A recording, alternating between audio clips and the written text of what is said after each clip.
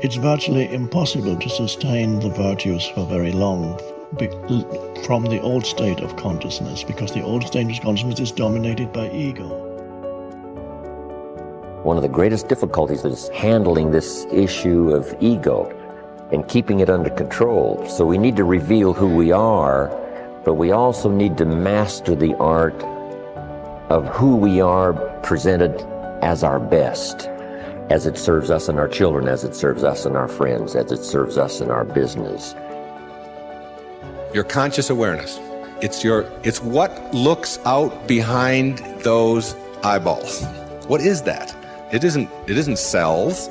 It's some kind of conscious awareness that you are. And make no mistake about it, you've occupied a whole lot of bodies already. If 99% of who you are, you can't touch and you can't feel and you can't smell, then what is it? Who is it? Where are you? What is this thing called your essence or who you are? And where does it go? As scientists delve deeper into the nature of what causes things to be as they are, they find themselves immersed in an unseen world of infinite intelligence, acting in a lawful and purposeful manner. What we encounter in the physical world appears to be but a manifestation of invisible cause. The kingdom of heaven, which I translated, as you may remember, as the dimension of formlessness or the dimension of spaciousness, is within you. And there's only one thing that matters, and that is to find within you that dimension of consciousness and then live from that dimension of consciousness. But it is a constant and it never ends. But if we can make a personal appeal to ourselves, I want to constantly work on developing the positive side of my nature and do my best to suppress that darker side that would not allow me to be most of what I can possibly be. I think that's what's important. Of course, it is better that somebody should at least attempt to cultivate the various virtues. To cultivate this, it's a wonderful intention, and it's better than not trying to cultivate it, but ultimately you won't really succeed unless there's a shift in consciousness in you that is primary. Make sure what you do is the product of your own conclusion, not to do what someone else says. Take what someone else says, process it, think about it, ponder it. If it makes you wonder, if it makes you think, then it's valuable. Then when you go take action, make sure that the action is not what somebody told you to do. Make sure the action is the product of your own conclusion.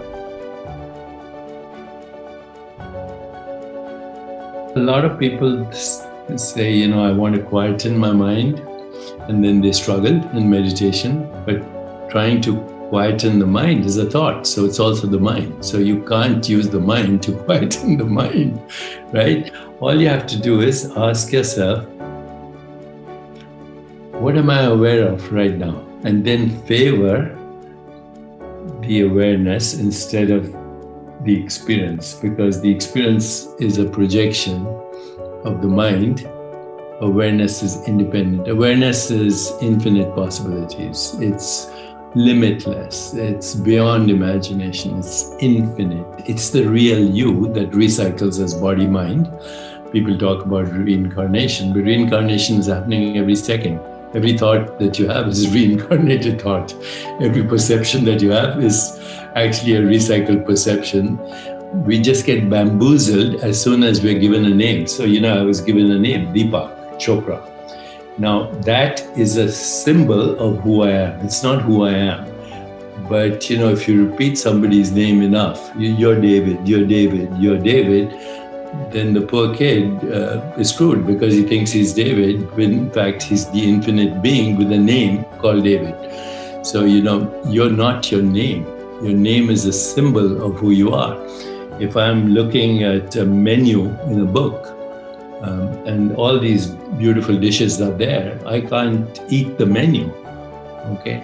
So we use words as symbols. And of course, spiritual literature says first there was the Word, and the Word was with God, and God, became the Word or whatever. There's some truth in that. As soon as you use words, you create form. So if I asked you, what is this? You'd say it's a book. But actually it's a color. It's a shape. It's a form. If a baby was looking at this book, it would be squiggles, shapes, forms, and colors. No idea that this is a book and the baby is called David. No idea. It's a joyful experience because the baby would see this and everything else as itself and would fall, in fact, is in love with existence. All you have to look at is a baby. The only time it says is when it's hungry or it's wet. Otherwise, it's in bliss. And why is it in bliss? Because it hasn't been bamboozled by constructs.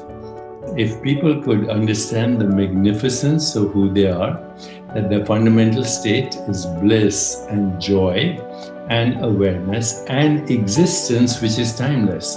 See, the body is in time, the mind is in time, every thought is in time, every perception is in time, every image you have in your mind is in time, except you, the one that's awareness. So once you get to that, this is what is called the spiritual experience. It's also actually the original religious experience. Whether it's Jesus or Muhammad or Buddha, it doesn't matter. The religious experience is just three things. First, you know yourself beyond body and mind. Second, you have the emergence of Platonic truth, which is goodness, harmony, peace, empathy, compassion, love, kindness, joy. And the third religious experience, not religion, I'm not talking about religious dogma, religious experience, loss of the fear of death. If you have those three things, you know your true self, you have the emergence of what we call Platonic values, truth, goodness, beauty, harmony, love, compassion, joy, equanimity, and you lose the fear of death, what left? You're free.